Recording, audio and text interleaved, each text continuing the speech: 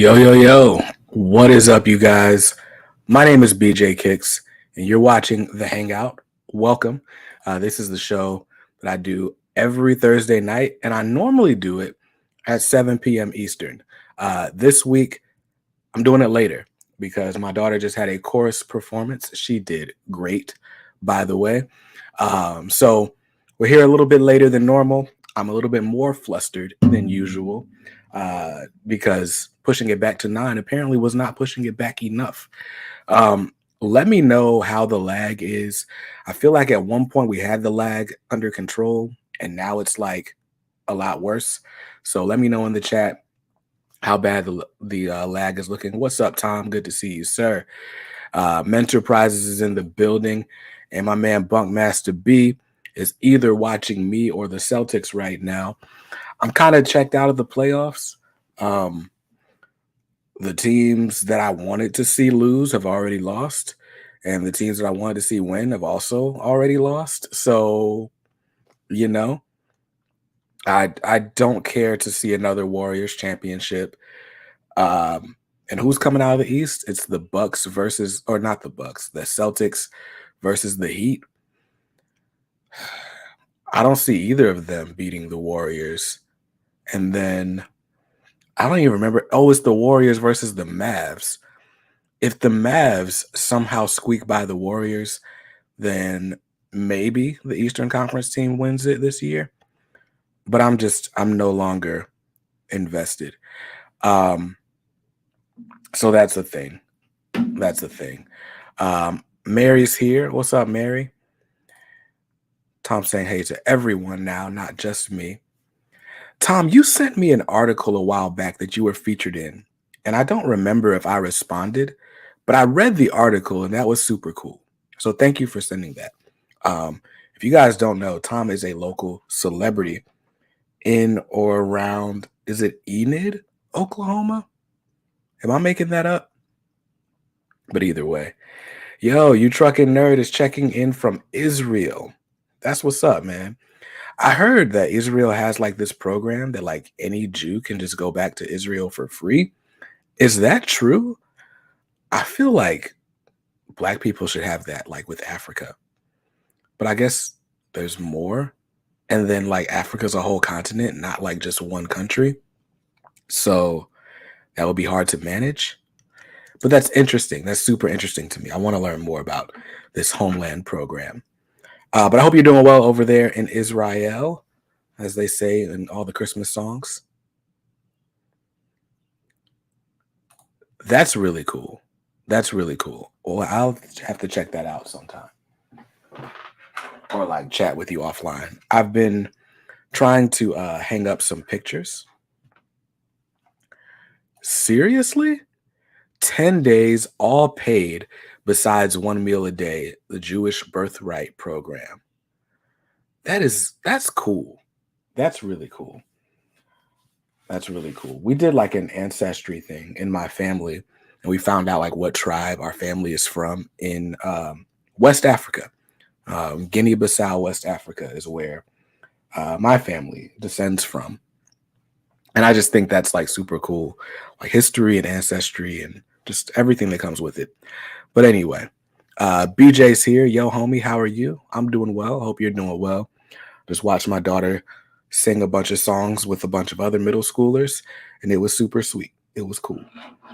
I'm kind of kicking myself for not getting something to drink before I came and sat down here, but it is what it is.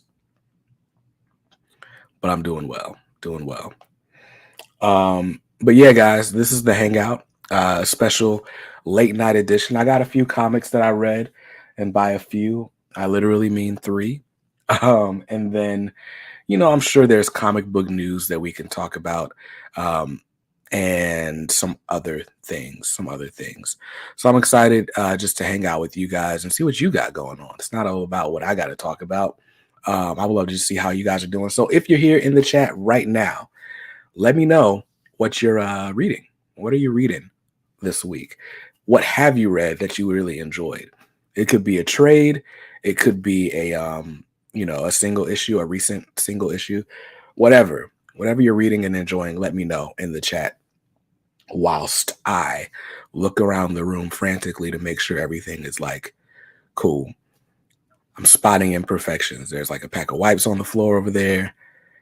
It's crazy stuff, crazy stuff. But Tom says he's working on a drawing for me. We'll send a small package soon. Man, you don't have to, but I appreciate it very much. And whatever you send, of course, I'm going to show it off on the channel because your paintings are great. Your paintings are great. So I'm excited. Now I'm excited. Now I'm gonna be watching the mailbox. So that's cool. I want to show you guys some recent stuff, right? So, okay, well, I'll answer this question first. If you got a chance to trade any characters with Marvel and DC, which would it be? No offense. Okay, so if there was a DC character that I would want to move to Marvel or vice versa. Mm,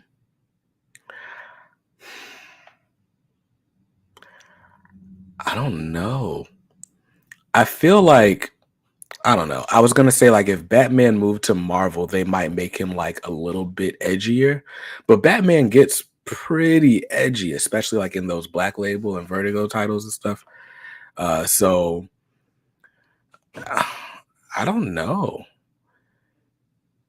Maybe Wonder Woman. I don't know. I don't know. I don't really have the answer. I wasn't prepared for that one.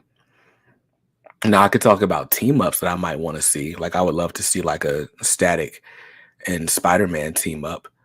Um, what if Spawn was a Marvel character and they actually got like top tier writing talent on Spawn? That would be cool. I'm like just looking around my room at posters, and I think Spawn as like an ongoing Marvel series, I feel like that could do really well. Um, Dominic's here. Yo, what's up, dude? It's been a minute. Good to see you. And Dominic says he would make Bats a Marvel title. Word. Just finished the Sweet Tooth series. Absolutely amazing. Now reading the Jeff Lemire Moon Knight Complete Collection and the Joker Endgame Deluxe hardcover by Scott Snyder.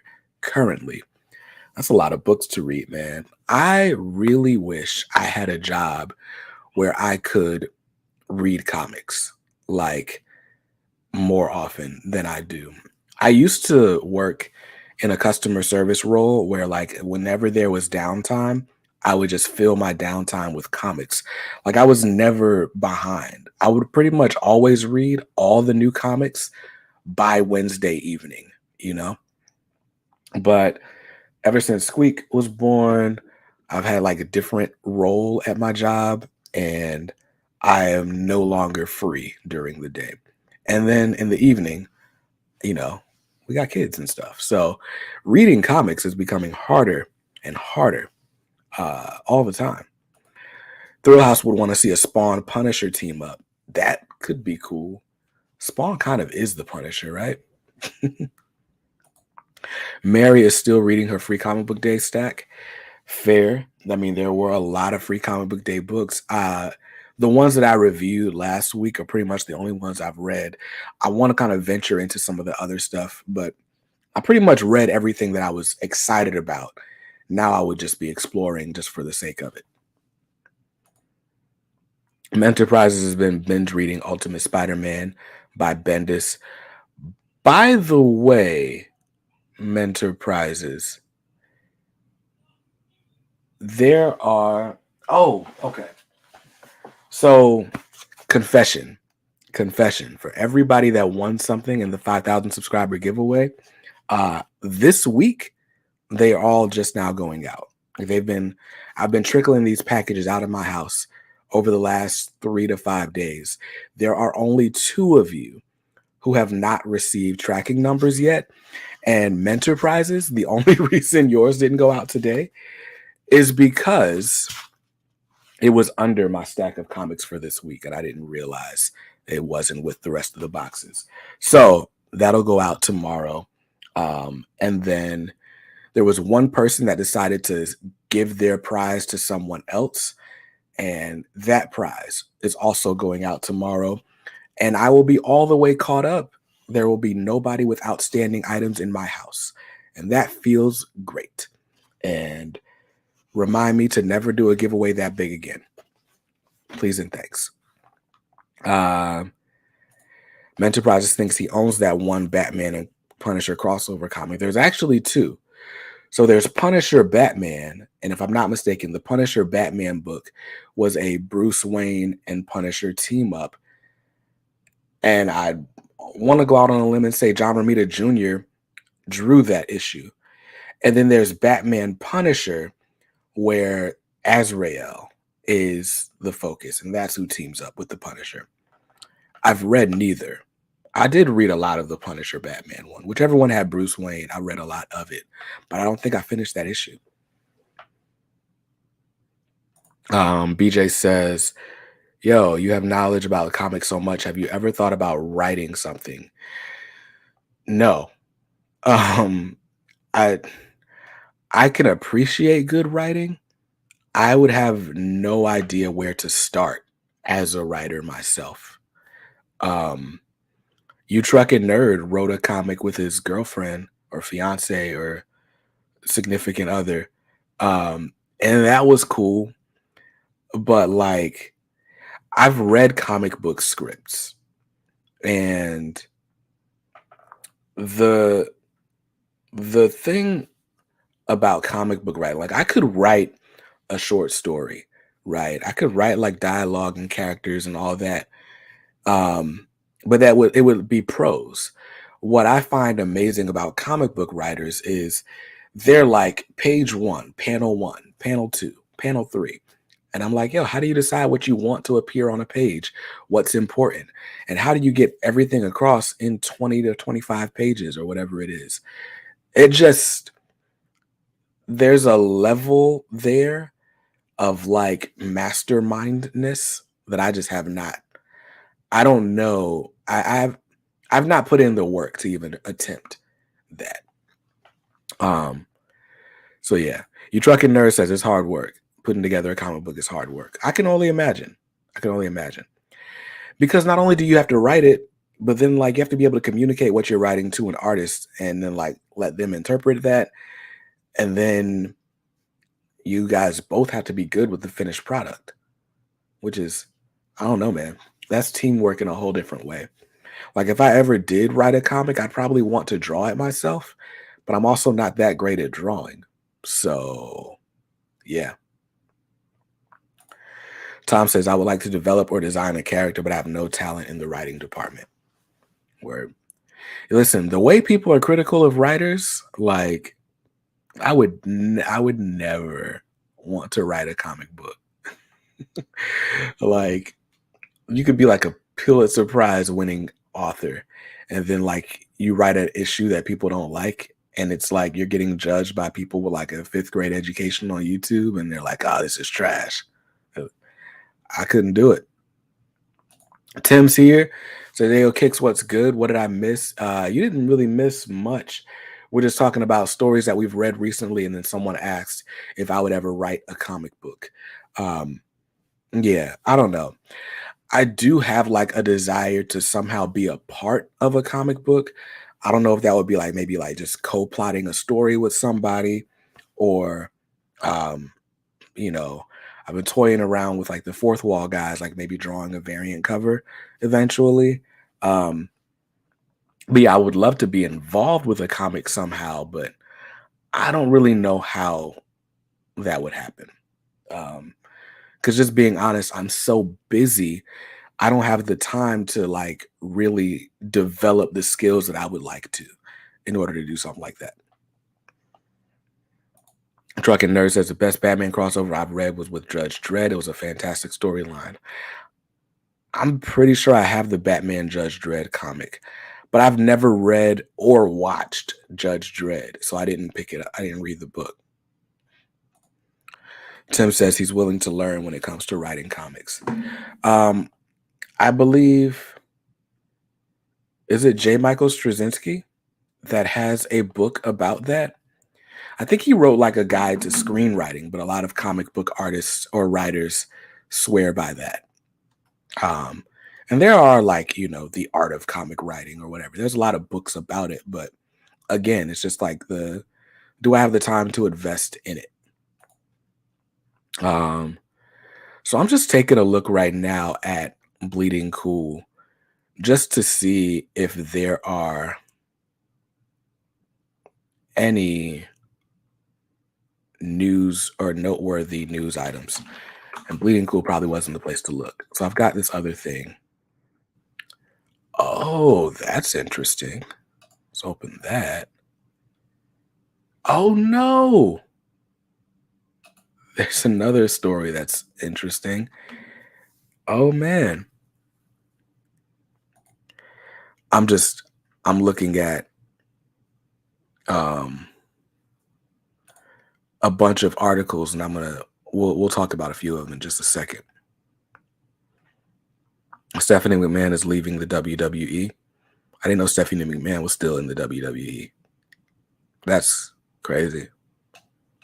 That looks like an interesting article.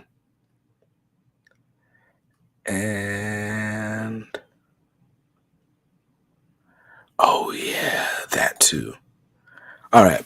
So I just opened up a bunch of news articles, and we can kind of go one by one and talk about a few of them. Um, Tom says he helped the art on a local comic book in the 90s. He did backgrounds and his friend did the characters. That's cool. That's really cool. Somber Nightmares. I almost said Samberg Nightmares. Somber Nightmares. You think 90s Milestone comics will eventually get their own individual omnis? No. Well, I mean, I can't say no. It As of right now, it seems unlikely, but we do have the compendiums in the works. So compendium volume 2 comes out in January 2023 or February, one of those two. I think it's like the last week of January. Um and like I said, we would need like 4 of those total to finish out all the original Milestone stuff. And I would imagine that any individual omnibus would come after that.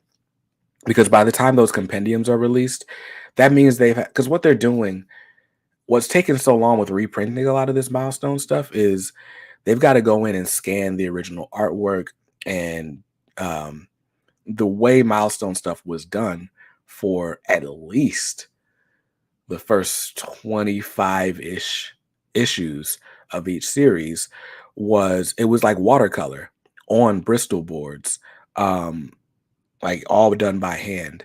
And a lot of that stuff, depending on how the paper is aged and everything, just doesn't translate well. So it's got to be like brightened up and all that, um, to work well digitally and also to work well for reprints with today's modern technology. So anyway, that art cleanup process is a killer. But they're cleaning them up and they're getting loaded onto DC Universe Infinite. So we're getting them digitally, we're getting them printed. And I would imagine that after they're all done that way, just depending on how well the sales go, maybe we'll get individual series omnibus. And I'd go as far as to say, like, I wouldn't be surprised if the only one we ever got was Static. And even that, to me, is a stretch. BJ would like me to recommend some biographical comics. Please, no rush. I know March is a series out there by John Lewis. It's a 3-book set, but you can buy it in a slipcase. All the biographical comics I can think of are like Black History comics. I know there's like a Martin Luther King book. Brad Meltzer does like these comic books for kids, like Who is Rosa Parks or Who was Thomas Jefferson. There's I think Xavier Riddle in like the Science Museum or whatever, that PBS TV show is based on that book series that Brad Meltzer does. And then Kent. I think the book is just called Kent, or maybe Kent State. But yeah, Kent State is a book about the Kent State shootings in 1970 for the Vietnam War protest. Yeah, all the autobiographical comics I can think, or biographical comics I can think of, are really sad or about sad topics. So I haven't read many of them at all. Mentorprise has been thinking about getting into Spawn comics. Might have seen a Spawn compendium at Ultimate Comics. I'm almost certain you did see a Spawn compendium at Ultimate Comics. There are 2 out so far, and I think the third one comes out really soon. Speaking of Ultimate Comics, I do have to give them a quick shout out because they are the sponsor of the Hangout. So you can walk into any Ultimate Comics store in the Raleigh-Durham area. All 4 locations are on the screen. And there's actually a picture of Ultimate Comics Raleigh there in the background. But what's really cool about Ultimate Comics is they're like a really clean, well-stocked, well-organized store. And I love them. So you can shop at ultimatecomics.com if you're not local to the Raleigh area. And twice a week, you can shop on the Ultimate Comics live show, which is actually happening right now on Facebook. So every Tuesday and Thursday. My man Cage is here. What's up, Cage? But yeah, with Spawn, I would say if you're not going to start with the compendiums, there were basic, I mean, we're on issue 330 of Spawn next week, I believe.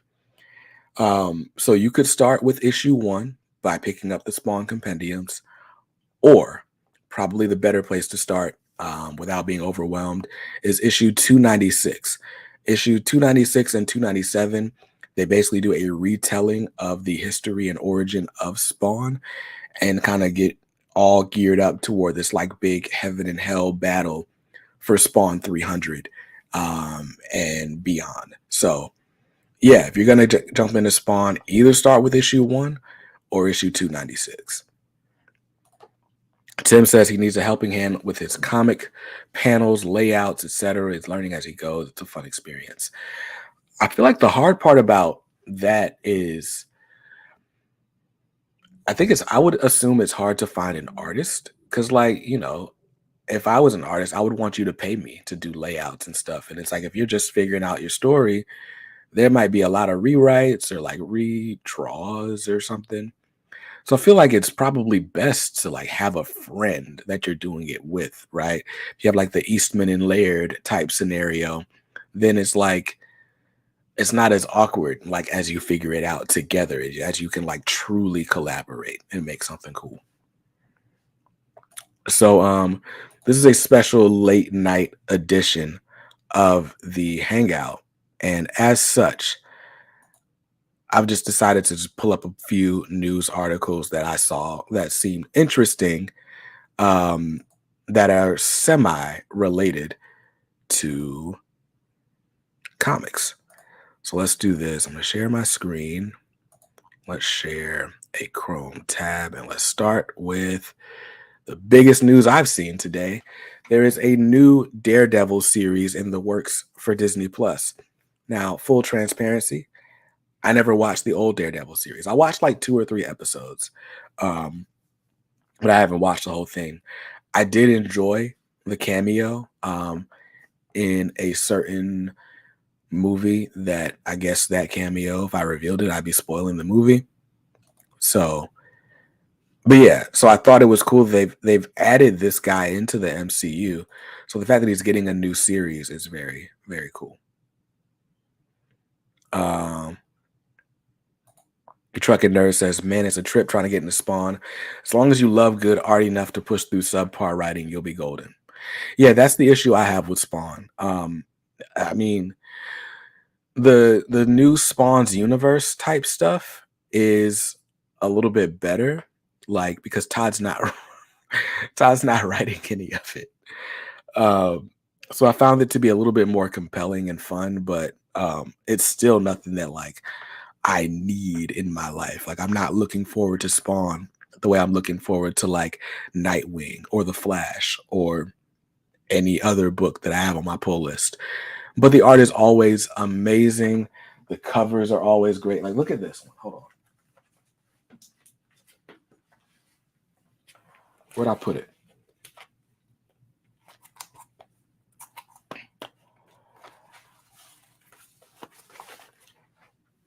I wasn't even gonna buy this book this week. This book wasn't even on my pull list. But look at the cover for King Spawn number 10. This is Javi Fernandez. Um, and the whole issue is like the black, white, and blood thing that everyone is like overdone at this point. But Spawn art is just so good that it's hard to give it up. So that's that part. Um, but yeah, so Daredevil's getting a new show on Disney Plus, and that's the news. Let's see. Nightwing is up for an Eisner Award, sir. Yeah, oh yeah, the Eisner nominations came out. I should probably pull that up. John Smith wants to know how my daughter's event was. It was great. She sounded beautiful. My daughter is super short, so she's always on the front row. So it's always great. It's always great. Um, let's see. Scud says, I'm good on Spawn. I checked out at issue 319. I feel you, bro. I get it. I only buy Spawn for the artwork. And yeah, I should stop buying Spawn, but I just haven't been. I keep buying it. Netflix Daredevil is peak television. Word. Luke Cage, have you watched that? Nope. I didn't watch any of the Netflix Marvel stuff. By the time I got into comics, like all of those shows were like in the process of getting canceled. And I just never watched them. Let's see. Scott says that looks like his Conan cover he did some years back. Cage says can't wait to watch She-Hulk. Oh yeah, I watched that trailer. I was actually in Ultimate Comics Raleigh watching the trailer with Dan and Casey because we were just there. We were just there as the trailer came out, so we watched it all together, and that was fun. And the show looks fun. It looks funny. I read one issue of the brand new She-Hulk, and so I don't have the attachment that some other people have to She-Hulk. But it looks like a fun show, so I'm definitely gonna watch it. Thanks, John. I really appreciate that. I try to be a super dad. I try. But yeah. Chorus concert was cool. It wasn't super long. It was good. Keep buying Small. Your art addiction to that book makes me laugh. Every time I'm not gonna buy that book, they do something to suck me in. It's either the cover, it's usually the cover, but then the interior art is just like. Now I will say this issue of King Spawn, the interior art, I'm like, I mean, it is good. Like the panel layouts, this is dope. But like the style in general, I'm like, I could take it or leave it. Like it's not, this isn't like, oh, I must have this. But the cover though, the cover was good. And it was only $2.99. So now if they ever raise the price of Spawn to like $3.99 or $4.99, like all the other Marvel and DC books, then I would just very easily just drop it. But every time I see Spawn, it's like, I mean, I could swing that. It's not much more. Enterprises says CGI for She-Hulk looks a little rough, but it was like a good time. She definitely gives me like Fiona from Shrek vibes in some of the still shots that I've seen. But like watching the trailer in action, like it seemed fine. But maybe it's because I was watching it on a smaller screen. Let's see. Celtics looks like they're bouncing back from game one. Let me go ahead and pull up the box score. Celtics Heat. 50-33. 54-33. Sheesh. That's what's up. I just want an interesting series. Like if I'm gonna watch basketball, I want the games to be good. It seems like there's always a blowout lately. Like even the teams that like go hard against each other, it's like game one, blowout, game two, blowout. And then like even if it goes to 7, it's like 30-point margins of victory in all 7 games. Like, how are we doing that? But anyway, that's a whole different thing. My man said, get the Celtics the F out of here. I mean, I'm not really a diehard fan of any team. I've just kind of inherited the Knicks from my grandfather. I'm a LeBron fan, which makes me technically a Lakers fan. I know they have that rivalry. I don't I don't care. I kind of want to root for the Celtics, but Jason Tatum went to Duke, so I can't do it. I can't I can't do it. I'm fine with the Heat. I don't know, man. Are those good? Are what good? Wally, were you talking about this King Spawn book? They're all right. It, nothing to write home about, but the art is amazing. So there's that. Let's see. Did anyone read all of the X books this week? I didn't. All I can say is, The only one I've read so far is Wolverine. And it's a Deadpool team up. Everything that I loved about Wolverine number 20, I'm kind of like annoyed by in Wolverine 21. Like I just want them to kind of just get on with it. So there's an early preview of my thoughts on that. My thoughts on Nightwing, it's top 3 ongoing series, period. I love Nightwing. I love Nightwing. It's Tom Taylor at his best. It's Dick Grayson at his best. It's a great book. I love it. All that said, I haven't read issue 92 yet, which is this week's book. Let's see. Scott says he read Spawn since the 90s. We burnt out over here. Word. Yeah, I didn't start picking up Spawn until issue 300. I backfilled my collection, so I've got a run starting with issue 296 all the way up to whatever we're on now. And like I said, I read 300. I read some of 301. I read 309, I think, where Gunslinger Spawn came back. Or was that 319? I think it was 309. I don't know. One of the two. It had a Ken Lashley cover. And yeah, not much else. I did read Gunslinger Spawn, and I actually like the Gunslinger Spawn title. I've been reading that. I've been following that. The Scorched, I've been buying because they've been doing the Jim Lee homage covers. The story itself is like, eh.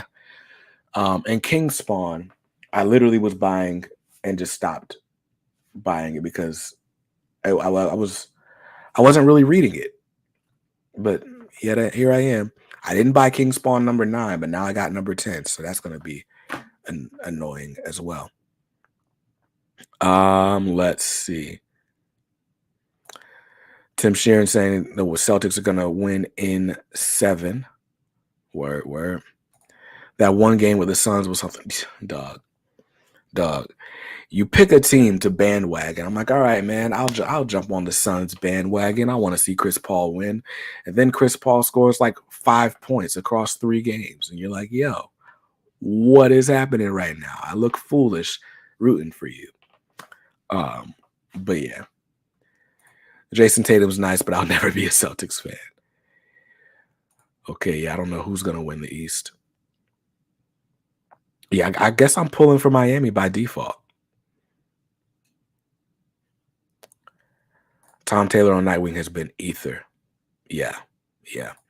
What do you think about turning Batman bi? I haven't read that issue yet. I wasn't reading that series. Batman the Knight is the series where allegedly Bruce Wayne is hinting at being bisexual. All indications, or I've heard that somebody just took that out of context, and that's not really what's happening. But I wasn't reading Batman the Knight. This week, Batman the Knight, they came out with this compendium edition, which is just the first 3 issues bound all in one square bound thing for like $7.99. So I basically was like, buy 2 issues, get 1 free. But this story is actually on issue number 5. There were 0 copies of issue number 4 in the store, and they didn't have any A covers for issue 5. So I just bought this, which is, the first 3 issues, and I just was hoping that they'll do another one of these for the next 3 issues, and that's how I'll collect it. Chip Zdarsky is going to be writing Batman, so the fact that he's writing this series is like, okay, well, maybe I need to read this because it might tie in somehow. So that's why I bought this. But I really didn't need another Batman book on my pull list, which is why I didn't pick it up to begin with. But hey, whatever. Lost my hat. But yeah, I don't think Batman is being turned bi in real life. I don't think that's actually what's happening, according to what I've seen other people say about it. But I've also been avoiding spoilers. So if Batman is bi, it's not gonna like make me stop buying Batman.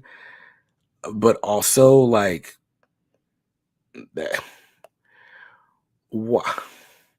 It's not even something I really want to speculate about. But it's like why Batman's relationships outside of his relationship with Catwoman, which really only serves to tell us why Batman can't be in a committed relationship, they never work out, you know? So introducing another love interest, male or female, just doesn't really make sense to me. So yeah. What's up, Frederick? Well, you have two accents. So is it Frederick or Frederick? How are we saying this? Let me know. Let me know. Chips Darcy's going to write Daredevil. Batman he's writing Batman and Daredevil at the same time, so that'll be fun. They put out a few preview pages of Chip Zdarsky's Batman, and I can't lie, I'm excited AF. Right, like yeah, like I'm so ready to skip the Shadow War and the Dark Crisis and whatever else is happening just to read Chip Zdarsky's Batman. So there's that. I do appreciate Chip Zdarsky's work. His Daredevil run was top notch. Word. So let's somewhere in between. Word. Word. Let's take a look at some more news. And this is wild. But oh dang. I have to really share these individually like this. This is whack. I gotta click like mad buttons to show you guys what I'm seeing. So Mighty Morphin Power Ranger star Austin St. John charged with fraud. Department of Justice named 18 people in a federal indictment with conspiracy to commit wire fraud, and the group of 18 defendants includes Mighty Morphin Power Ranger star Austin St. John. Now, ooh, that's not good. According to the indictment, it's alleged to be part of a scheme to defraud lenders and the Small Business Administration's Paycheck Protection Program, not the PPP loans. Yeah. Yo. First of all, Jason Lawrence Geiger, aka Austin St. John, aka the Red Power Ranger of McKinney. Why did not aka the Red Power Ranger? Like that's like a name that he can use anywhere. Dang man, hope it's not true. They just announced that Austin St. John is writing a comic book called Redemption, and an artist who's actually in the K Squad named DJ Hall was going to be doing some of the art for that series. So that news sucks because that obviously, calls a lot of that into question. Maybe the series continues, maybe it doesn't. I feel like it's kind of hard to write a comic book when you're facing a federal indictment. The federal government has a 98% conviction rate. Like if you get indicted, you're basically going to jail. Like a 98% conviction rate. Like if they got enough to indict you, like that's it for you, fam. So that's crazy. Prayers for Austin St. John, aka Jason the Red Ranger. Yeah. Dude, nice to be here. Gotta go watch the Mets and hockey playoff is wild too. Bye now. Go Hurricanes and go Mets. Ronnie says, love your content. You've helped me not miss a lot of great comics. Keep up the great work. Thank you, sir. I appreciate it. I really do. So what else is going on the news front?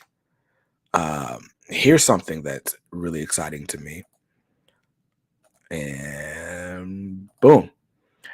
Tom Taylor just announced a brand new Deceased miniseries called War of the Undead Gods. This is the last in the Deceased trilogy. Don't ask me how it's a trilogy when there are already 4 distinct books out, but Tom Taylor says it's a trilogy.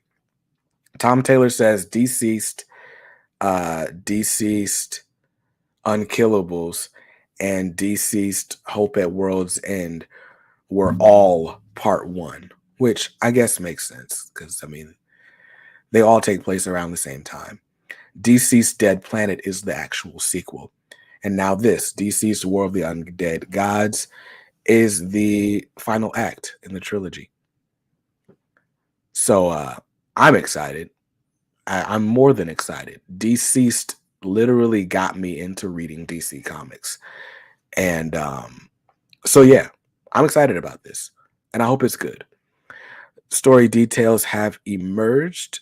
And what began as a battle for Earth. What is happening? Hold on. What began as a battle for Earth has become a war for the galaxy. The emergence of a reborn undead Darkseid in DC's Dead Planet sets the stage for the most devastating conflict yet for Batman, Superman, and Wonder Woman. As the anti-life equation spreads into the cosmos, survivors of Earth prepare for the coming apocalypse and realize their only hope could lie in the most powerful surviving hero from the first Deceased series. Also, look at this Dan Mora cover, homaging Jim Lee's X-Men #1, the fold out. And so, yeah, of course, I'm getting this cover, but I'm also getting cover A too. So, I forgot about the Matina variants. I'm probably not doing the Matina variants this time around. Yeah, that was like Dan Mora. That is Dan Mora also. Oh, this is interior page. This is an interior page. This is exciting. That's exciting stuff. Okay, I don't want to see any more artwork because I don't want to be spoiled. But Tim Sheeran says, you're not excited about Deceased? What? Deceased is great. To me. Let's see. 66-39. The Celtics are really putting in work. Miami's got to go in at halftime and really think about it. My man Blue says that cover looks very familiar. Yes, because it's an homage cover. We are homaging X-Men #1 by the GOAT. You guys, I don't know if I've told you guys this on stream, but you guys have W Blue in the chat to thank for me being in comics. So I kind of walked into a comic shop on a whim because we worked around the corner from a comic shop. This was after Free Comic Book Day. So I had gotten some comics on Free Comic Book Day, but I wasn't like, I was just dabbling, right? Until House of X started coming out. But I picked up an issue of Batman. It was Batman number 68. And I picked up the Matina variant. So it's like Batman looking all like crazy, hulking cool or whatever. I open up the issue and it's Superman, or not Superman, it's Lois Lane and Catwoman doing a bachelorette party in the Fortress of Solitude. There was quite literally like no Batman in that issue. And I was like, yo, what the heck is this? And then I was reading some of like the City of Bane stuff that was happening a few issues later. And I was very annoyed because the artwork was very inconsistent. And so this guy Blue says, well, look, if you like artwork, then you got to be reading like stuff that Jim Lee did. And you got to read Batman Hush. So I read Batman Hush. And then I started buying a bunch of random Jim Lee stuff, which turned into me collecting all 11 of Jim Lee's adjectiveless X-Men issues, which turned into a bunch of random collections of comic stuff. It's all Blue's fault. It's all Blue's fault. So yeah. But I do love this cover though. Just saw the news about Austin St. John. Makes me wonder what will happen for DJ Hall. I know he had just been added as an artist for that comic series Redemption. Exactly. Exactly. That's the whole reason I'm mad about the news. And that's actually why I pulled it up. Because I was like, dang, like, DJ's in the K Squad. I don't know him well. He was added by Laura, but he does really, really good artwork. And so I was excited to see him, get like a big look. You know, Power Rangers are big with comic fans. And so I feel like that series would have done well, you know, modest compared to the big two, but well. So I was excited for him to get like a big break in that way. And I hope he's still able to. Blue says it's all true. Yes, I recounted the story perfectly. Celtics have a way of blowing big leads. I wouldn't know because I don't watch the Celtics play. 70-45 going into halftime, though. That's an accomplishment. 70 first half points. We're headed toward 140 piece. That's crazy. Offense in the NBA is just crazy. Like when I was watching game, I sound so old. But when I was watching like games in the 90s, like I remember the score would be like 70-66. Like when the Toon Squad beat the Monstars, right? It was like 71-72.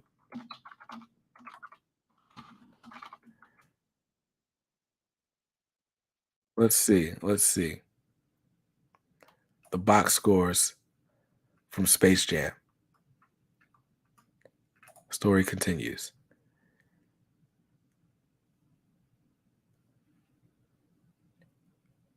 Okay, that's not. Oh, wait. All right, all right. Points 78 for the Toon Squad, 77 for the Monstars. They got 70 in the first half, dog. That's crazy. OMG, his Silver Surfer commission Laura had done for me was sick. Yeah, I remember that one. He did like a Spider-Man that I really liked as well. He did. So let's talk about it. Says, yo, what's good, my guy? You're gonna check out my whatnot sale tomorrow. That was a great way to get a free advertisement. I'm playing. I don't know. Tomorrow's Friday. Friday nights are supposed to be family nights. So chances are I will not be there, but chances are also that I will like just kind of pop in on my phone, leave a couple of comments, maybe claim a book, depending on the price, and then keep it moving. So, but yeah, download Whatnot. Download Whatnot. Yeah, what time's your sale? SO. Let us know what time your sale is and what your Whatnot name is, so that we can make it get it popping. I'll put a post on the community tab when you get me those details.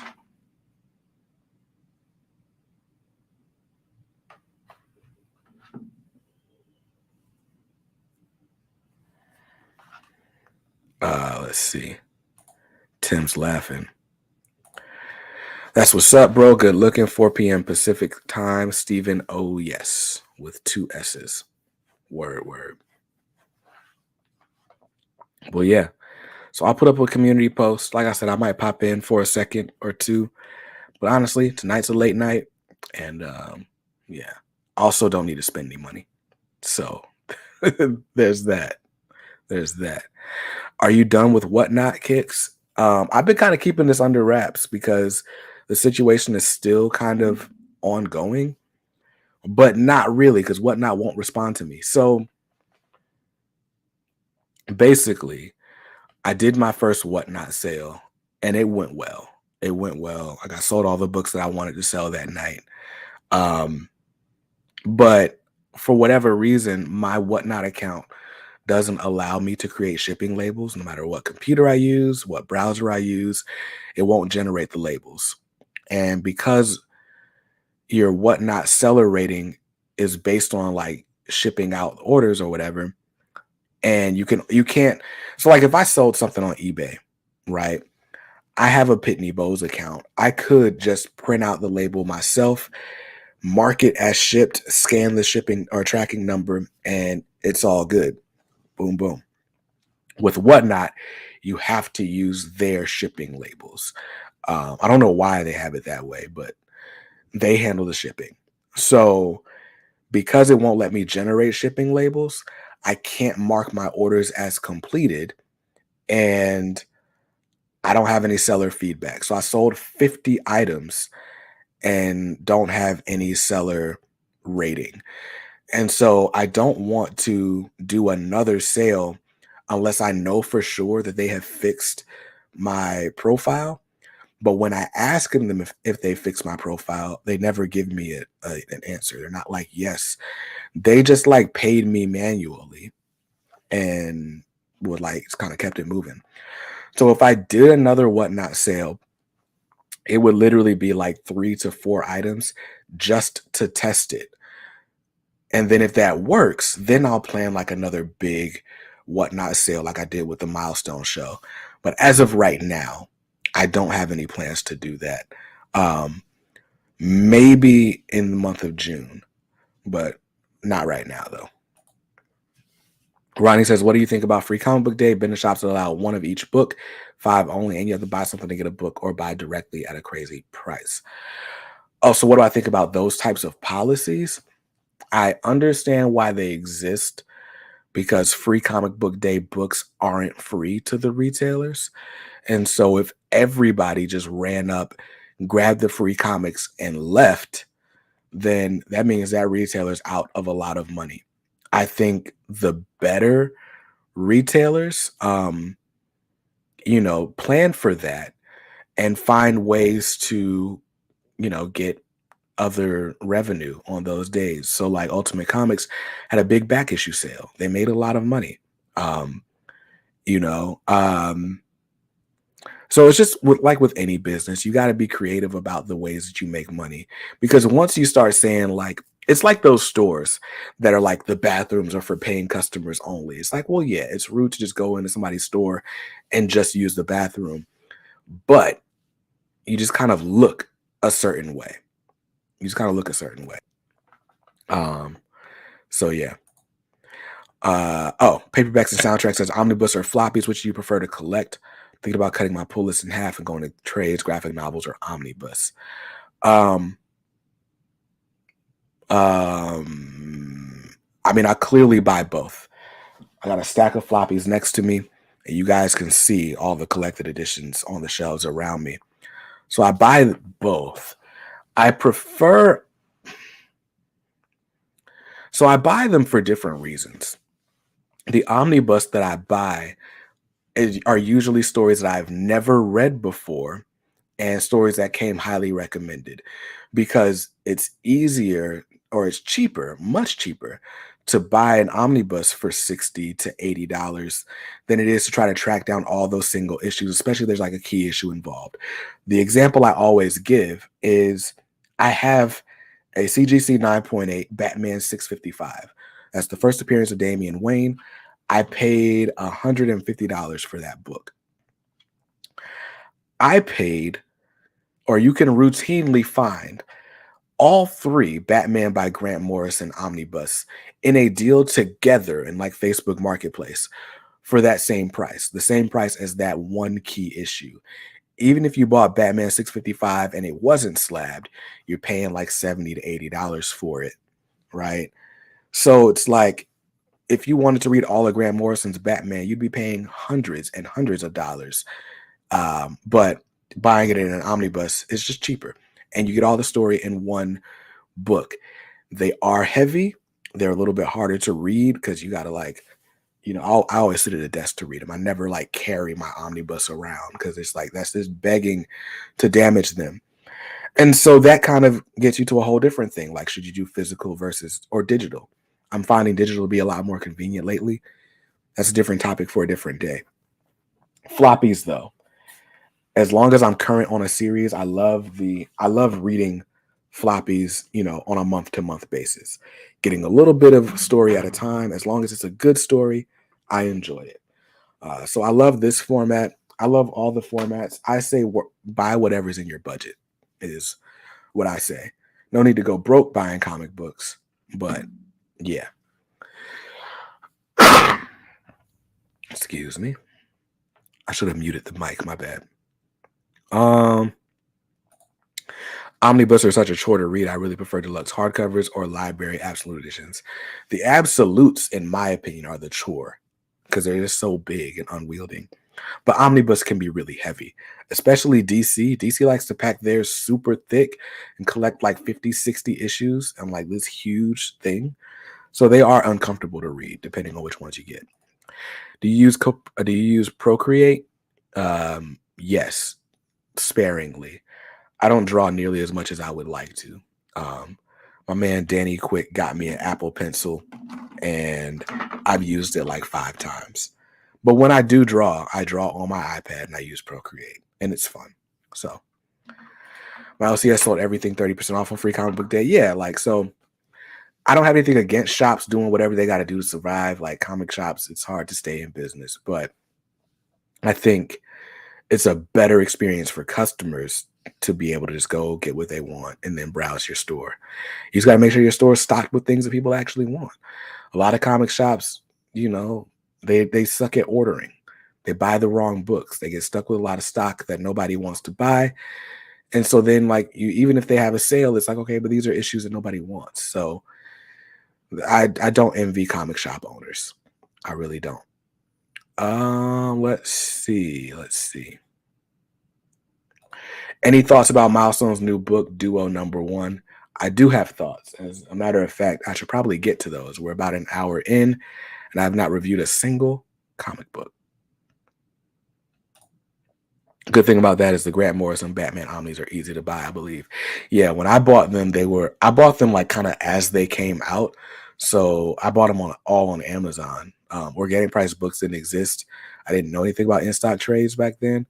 This was all like I think December 2019 into like mid 2020 when they all came out. As a matter of fact, Volume 1 had been out for a while when I bought it.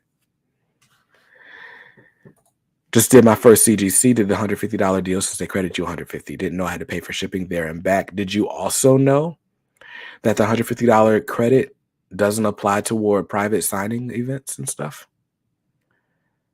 And that's why I haven't done anything CGC yet. Although I do plan to send a few books in for the Dennis Cowan signing, as long as I can make sure my money is right. Because he's charging $60 a signature, which isn't bad, but then you also have to pay for shipping there and back, and you have to pay the grading fee after the book is signed, which is going to be like $40 to $50, I think. I don't remember how much CGC fees are. So yeah.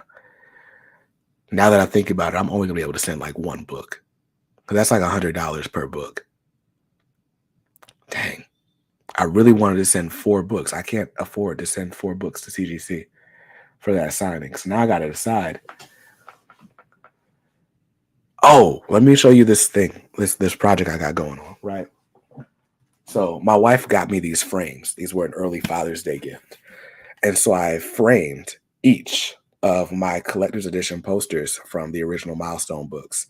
So these were 10 by 14 or something like that, these posters. And so I got 11 by 15 frames. That sounds wrong. That sounds like the wrong size, but whatever it is, I got an inch, a square inch more on each side. But anyway, this is static. This is the poster that comes inside the polybagged edition. So I got static. I got Icon, which also has Rocket. Dang, that, because it's mostly like dark, all you're getting is reflection. I got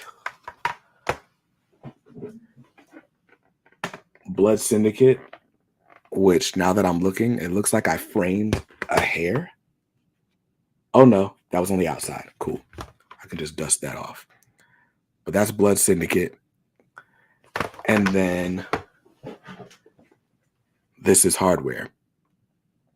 So these are the posters, but these posters are the same as the cover for the for those collector's editions. So my original plan for the Dennis Cowan CGC signing was to send each of these books, the books that goes with these, to have them signed by Dennis Cowan and graded.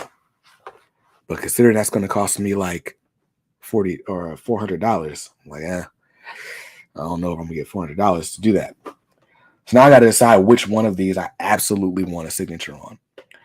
Dennis Cowan is on record saying that Hardware is his favorite character, so I feel like I gotta send in Hardware.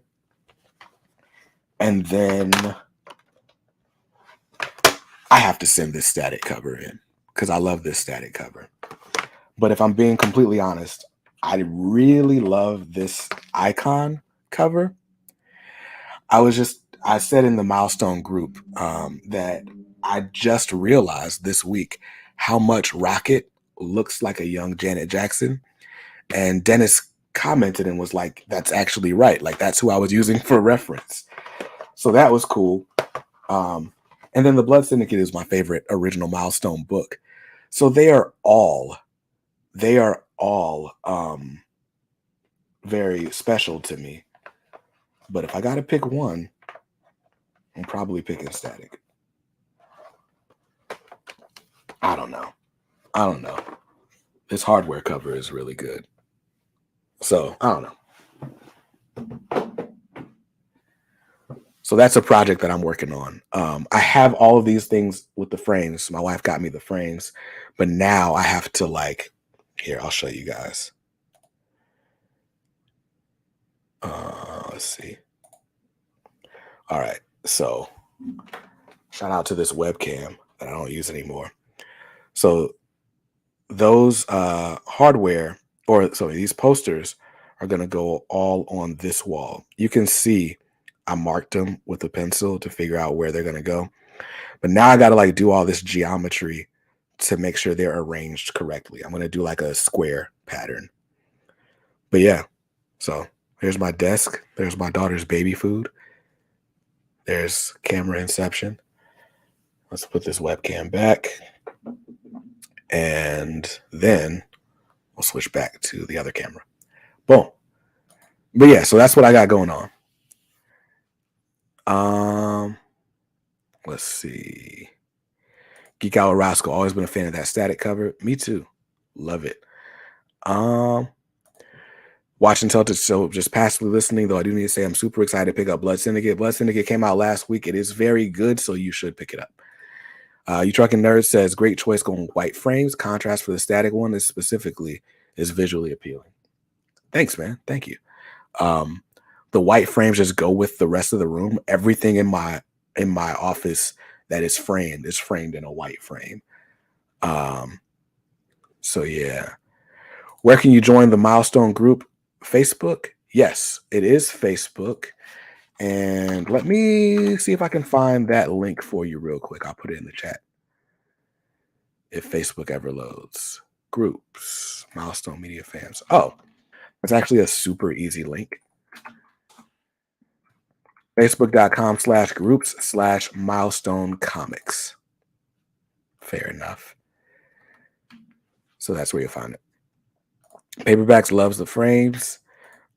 Blue says icon cover for the win. So let's talk about it. Says you have to do another room tour. Haven't seen any updates since you moved in and set up your shelves. Fun fact, I've been wanting to do a room tour since February. I have had this idea for this Milestone display since last October. And that's the only thing that's been holding me back from doing this room tour is this empty wall where the Milestone section should go, but it's not complete yet. As soon as that is complete, as soon as I get these things on the wall, then I will film my room tour.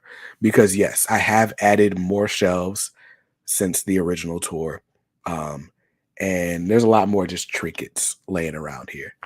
So yeah, I need to sell off some stuff, make some room so everything can be put away, put this stuff on the wall, figure out where my slabs are going to go.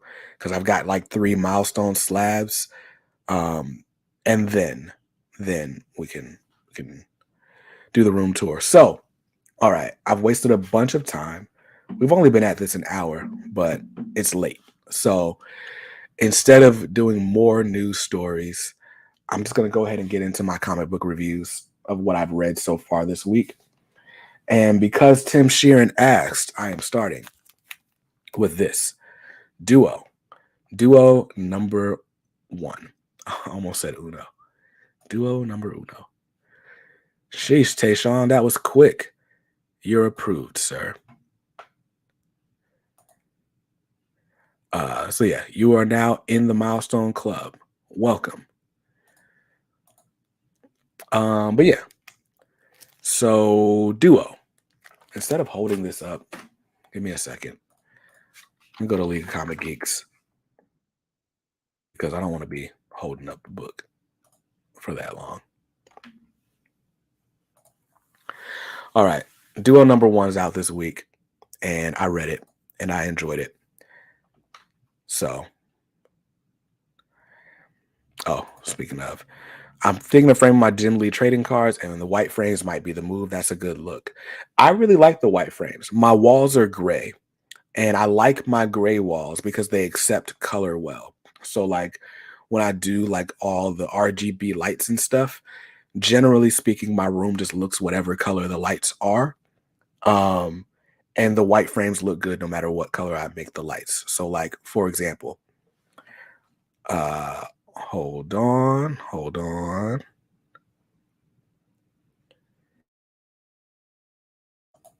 Turn the TV light red. Okay, changing the TV light to red. So you see, like there's the red. Now it doesn't matter because I'm shining a blue light at that wall behind me. But I like, it's red. So that's cool. Let's see. Is Duo the first time a white writer has written a Milestone book? Did not expect to see Greg Pak's name on this title.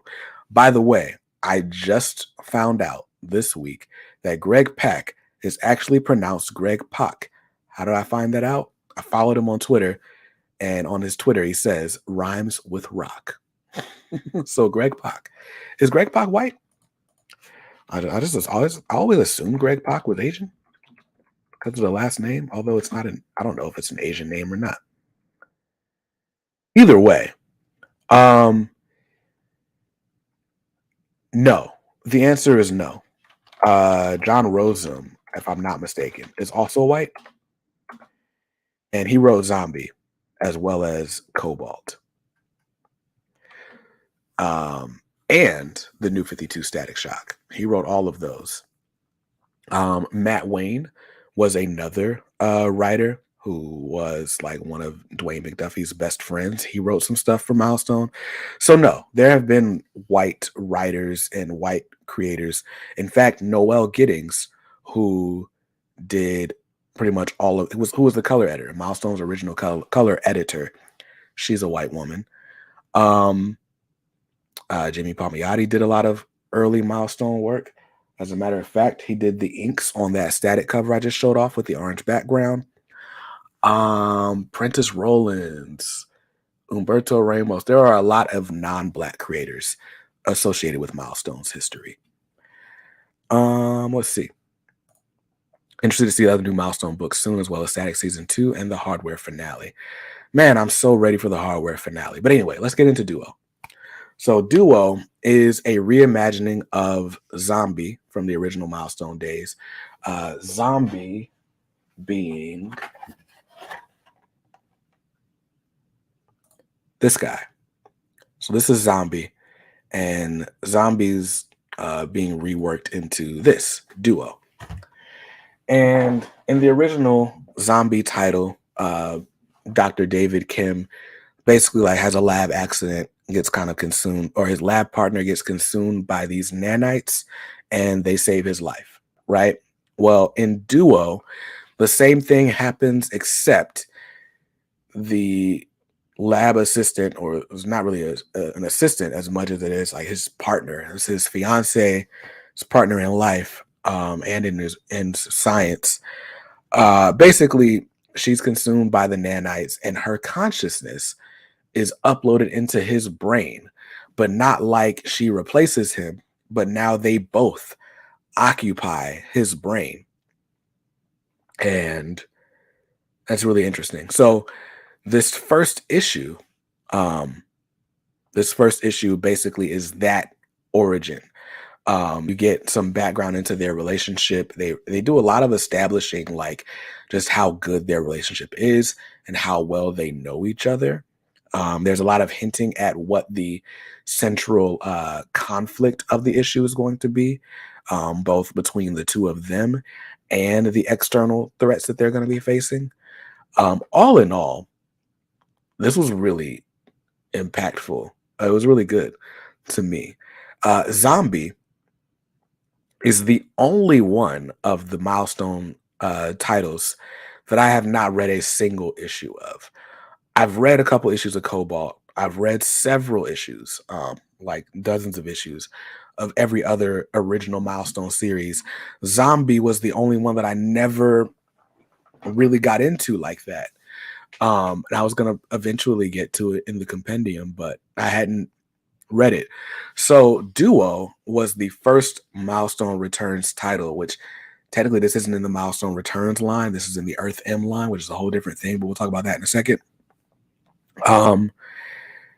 The Duo is the first time I read a Milestone book in this new era, and I wasn't like constantly thinking about how different it was from the original Milestone stuff. So I liked that. And I think because of that, I was able to kind of read it with fresh eyes, with a fresh perspective, and just enjoy it as a new hero that I knew nothing about. All in all, I think the origin story was told well. I really like that last page reveal, like just kind of seeing the threats that they're going to be facing moving forward. I like the costume. I like the way the nanites work. And I'm excited for the next issue. Is really all I can say without spoiling it. It's very hard to review number one issues without giving away the entire book. But I thought it was really well done.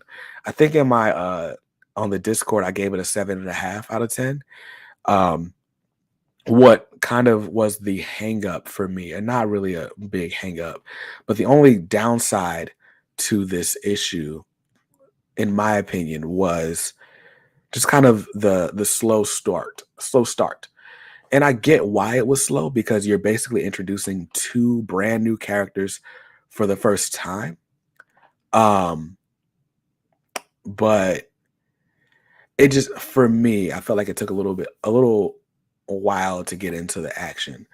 But it was still good. It was still good. Let's see. You Trucking Nerd really enjoys this cover. Yo, I love this cover. Like the use of negative space, then the skyline being her hair or like her whole face. Like I love that the little red lights serve. Why am I pointing stuff out right here when I clearly have a big thing on the screen? But the lights being the highlight in her lip. Like this is just a really well done cover. Who did this cover? Let's look. Cover artist. Miguel Muerto, whose name does not ring a bell. So let's see. Let's click on Miguel Muerto. Why is it not loading? Oh, it's just taking a while. League of Comic Geeks is like really slow a lot of the times. Eventually, this page will load and I can see what else Miguel Muerto worked on. That's what it is. Radiant Red and Radiant Black. Anyway, that's an artist to look out for because this cover is amazing. He didn't do the interior. Koi Pham did the interiors, but this cover is great. And honestly, if the cover looked more like these interior, or the interiors would look more like this cover, it probably would have gotten like another point. But I enjoyed the artwork. It wasn't bad. So these are all Miguel Muerto's credits so far. Not a ton, but a decent amount. Did you get all three covers? No. I got the A cover. I wasn't the biggest fan of the B cover. Usually with Milestone, I get every cover regardless, but I actually didn't get the B cover. But I did get the 1 in 25 that I was hoping I would find. It was only $15, so I was able to get that. But yeah, I didn't buy the B cover because I wasn't a big fan of it.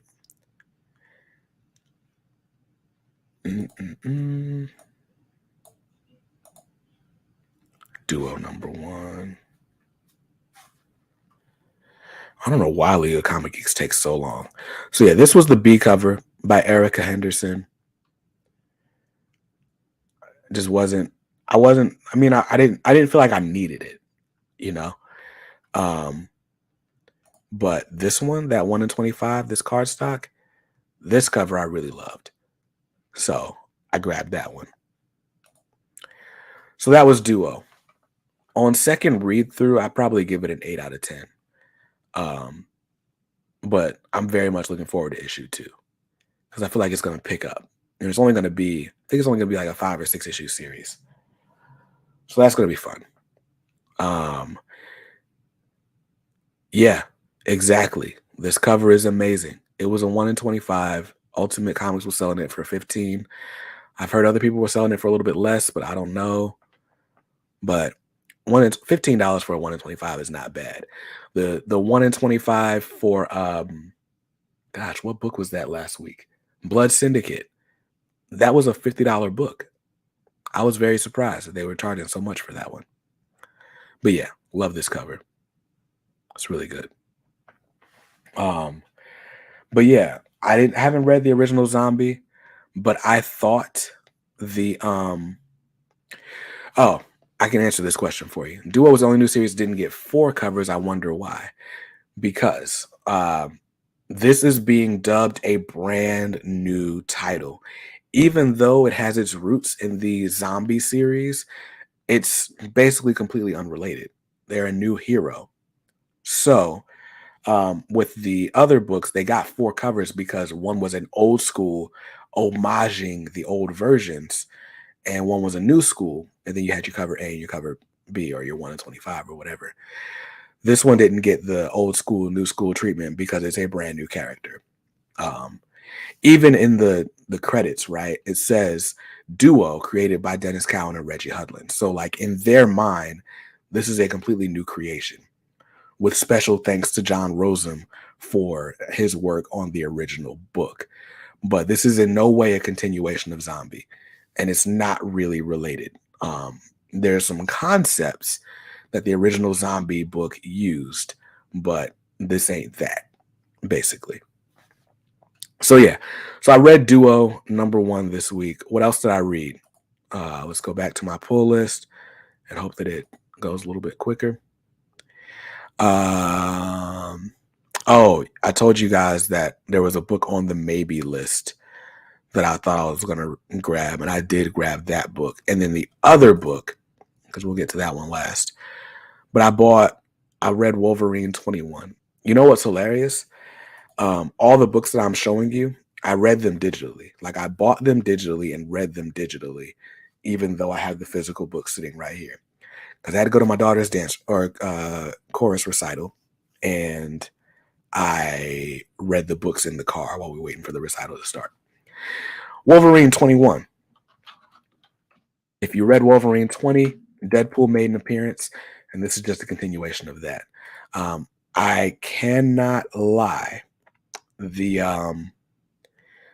Deadpool Wolverine team up is starting to get a little bit annoying. I'm starting to feel more like Wolverine does in the book. Basically, Deadpool wants to be an X-Force. Deadpool obviously is the key to solving this latest conflict with somebody I won't spoil because you haven't read the book yet. But yeah, so Deadpool is clearly a key in solving this problem that Wolverine has. Wolverine is like, yo, like I'm only taking you along because I need you to fix this thing, but I really hate you. And they really, really kind of drive that point into the ground between this issue and the last. So for that reason, I felt like the book was still enjoyable, but it's like, if you see a magic trick once, it's like, oh, it's amazing. You see the same trick again, it's like, it's still the same trick, but it's not as cool as when I saw it the first time, you know? So now I'm just ready for the story to progress quicker, and I'm ready for Deadpool to leave Wolverine's book. It's how I feel. All in all, I give it a 7 out of 10. 7 out of 10 is what I give that. Artwork, though. The artwork in this book was like awesome. Andy Kubert never stopped drawing Wolverine. That's how I feel. So that's my thoughts on Wolverine 21. Not a ringing endorsement, but still a fun book. So there's that. And now the other book that was on the maybe list this week that I didn't think I was going to buy, but I bought it because they had a cover that I liked, was this one.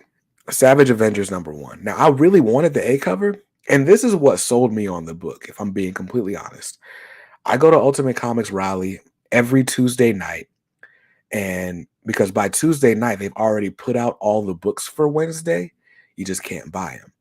And so what I'll do is I'll walk around the store like, yo, is there something I think looks cool? And I'll put it all in my box. That way, I don't have to rush and try to beat the crowd on Wednesday morning or whatever. I already got whatever I wanted, besides a ratio variant, right? So anyway, I went to grab Savage Avengers because I was curious about it since my man Deathlock is in it. And there were no A covers. There were no extra A covers. All the A covers had already gone to people who had pre-ordered the book in advance. And I was like, man, this must be something serious, right? And so I was like, all right, let me get one of these other covers. And I ended up getting this one, this Raphael Albuquerque cover featuring Conan. I like it a lot. So anyway, the book. Before I get into the book, hate that I love digital as much as I do. Holding little man in one arm, tablet in the other, pretty convenient. Yeah, I love that I bring my tablet to bed. I don't always read it. I typically read like 5 pages of a comic book because if I'm in bed, I am clearly sleeping. Like, yeah. But anyway, but I love that I can bring it to bed. Sometimes I'll wake up early and just read comics on the tablet instead of having to like run into a room or something. But it's great. It's great. Ronnie hates the Marvel font on all their titles now. What are you talking about? Oh, you don't like the trade dresses, like the logos? Mm-mm. Wolverine and Deadpool don't seem very interesting. Wolverine's best pairing will always be Nightcrawler. I agree. Wolverine and Nightcrawler is great. Wolverine and Deadpool was fun in issue 20, but it just got old. It's the odd couple. Like in this issue, they literally do that whole Sidney Poitier thing and handcuff each other, or they're handcuffed together at one point. It just, you've seen it. You've seen it so many times. 2 people that hate each other, or one person that likes a person, the other person that hates them, and they can't be away from each other for whatever reason. Like, you've seen it so many times, it just feels predictable. But anyway, on to Savage Avengers. Savage Avengers was a series that was interesting to me because it's a team book. And you guys know I like team books really for one reason. And that I was trying to find the A cover. Where'd it go? Okay. I like team books because I feel like they do a good job of introducing you to everybody that's on the team. So if you're not familiar with the characters, you can get a bit of their personality as long as they're written well. You can get a bit of their personality and then decide, okay, do I want to explore more about this character? So when there's ever a new team book, I'm like, okay, let me check it out. The Savage Avengers, though, this is the second volume of Savage Avengers. They did a Savage Avengers that started in 2019 where Wolverine, the Punisher, Venom, and some other people, Conan included, were on the team. This time around, we got Conan, Elektra as Daredevil. We got Flash Thompson as Anti-Venom. We got Cloak and Dagger. We got Weapon H, who seems to be a cross between the Hulk and Wolverine that I never read about, but was a cool character. And then you got Deathlock the Destroyer and the Black Knight. Did I say the Black Knight already? All of these people are in this book. Um, is there a good reason for all of them to be in the book? Not really, that they flesh out here. By the time the it gets to the end, it's kind of like, okay. But basically Conan is displaced in time. He's supposed to be like, in whatever, what was it, the Hobarian? Hobanian? Ho something or other. Let me find it.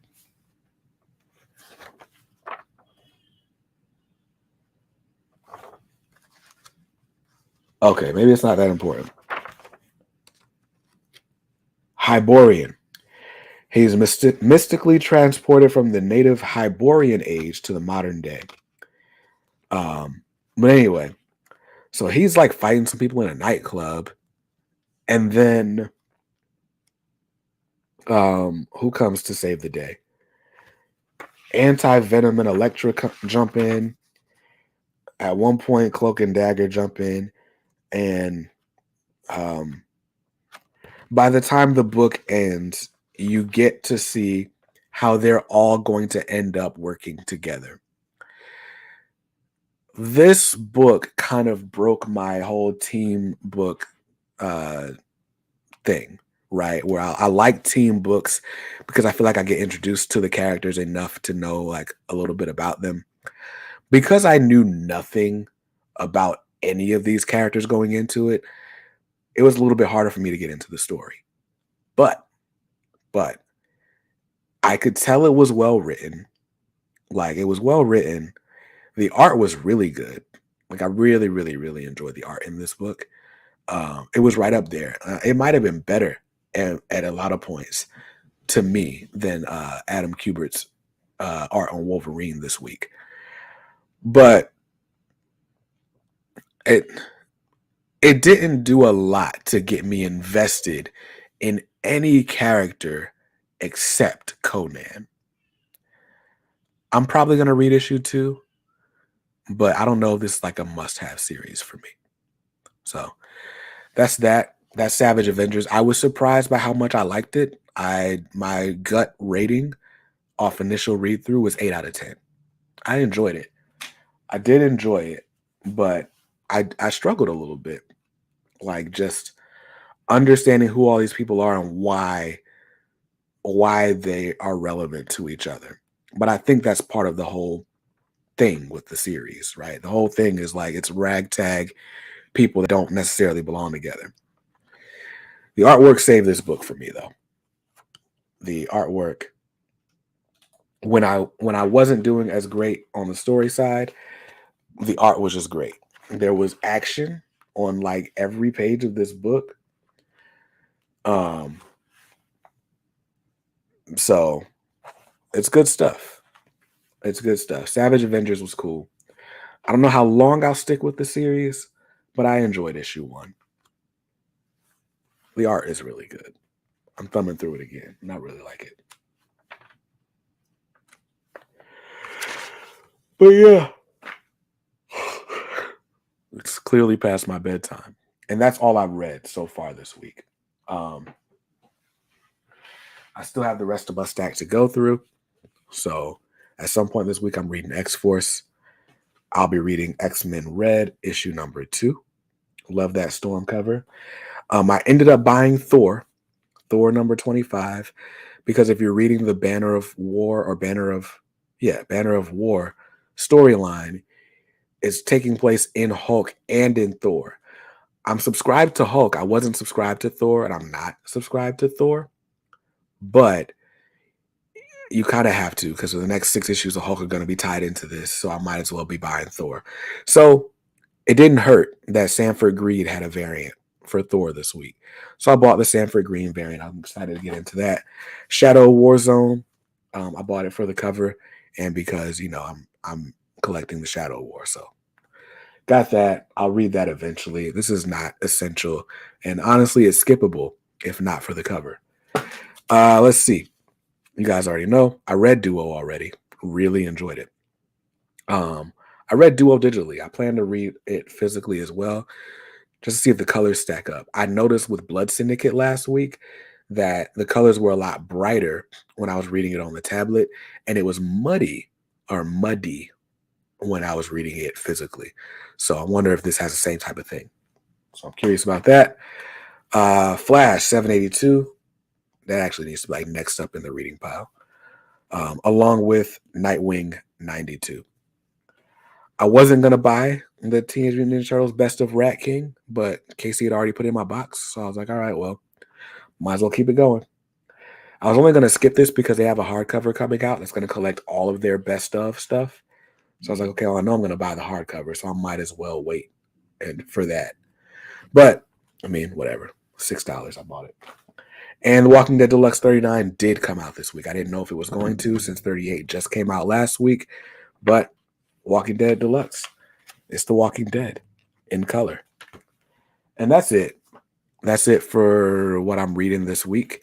That's it for the reviews of what I've read so far. All in all, an exciting new comic book week. We're like halfway through the month of X-Men Red #2 is Top Tier Storm. Okay, I'll check that out next as well. Then next as well. There's only one thing you can read next, but it's gonna make its way to the top of my reading pile as well. I love Storm, which is why I'm buying X-Men Red. Blue's also the reason Blue's not the reason I'm a Storm fan. Blue is a big Storm fan, but then I started reading Claremont's X-Men, and I really enjoy it. So, get to sleep, Kicks. You sound like a sleepy dad. I know that voice. Yeah, it's a combination of sleepy dad, and I forgot to get a glass of water before I came up here. So, all that's going for me. But that's going to do it for me. So, I appreciate you guys sticking out with me. Let's see. Who's winning the Heat? Celtics still. I'm assuming the Celtics are still up 96-70 at the end of the third quarter. So they slowed down the pace a little bit. They're not going to score 140, but they're also not going to lose this game unless they just have an epic meltdown. So enjoy the fourth quarter of the Celtics and Heat game for those who are watching the playoffs. Hope you saw something you liked during this stream. And if not, hey, that's cool. You can always buy what you like. Just make sure you read what you buy and be nice to others because kindness makes the world go round. Peace.